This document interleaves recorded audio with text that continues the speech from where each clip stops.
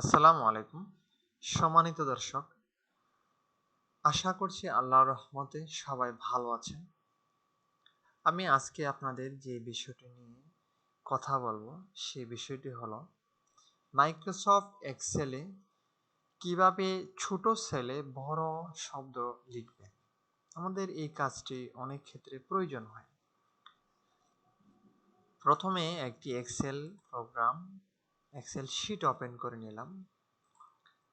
দেখুন, অনেক সময় এমনটি হতে পারে যে এই যে কলামটি আছে, এই কলামটি এখন দেখেন এখানে এই ডিজিনেশন যে পোস্টগুলি আছে এখানে সরাসরি দেখা যাচ্ছে।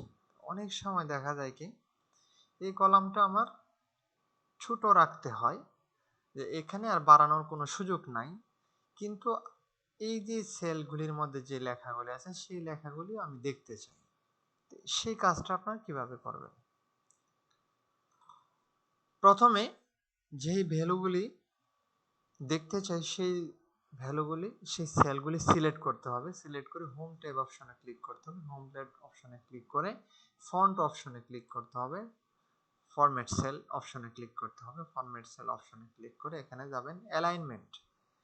অ্যালাইনমেন্ট অপশনে ক্লিক করে এখানে যাবেন স্নিক টু ফিট এই অপশনটিতে ক্লিক করে ওকে প্রেস করবেন। দেখেন এখানে এখানে যে লেখাটি ছিল, যে শব্দটি ছিল সেটি দেখেন একটি সেলের ভিতরে হয়ে গেল। এখানে দেখুন সাইজ কিন্তু অপরিবর্তিত আছে। এখানে জেনারেল ম্যানেজার দেখেন এখানে সাইজ 11 আছে, এটার সাইজও 11ই আছে। সাইজ অপরিবর্তিত থাকবে এবং একটি সেলে আপনার শব্দগুলি থাকবে।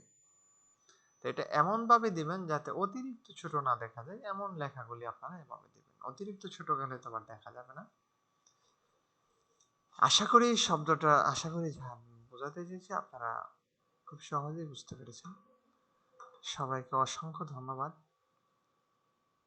আসসালামু আলাইকুম ওয়া রাহমাতুল্লাহ।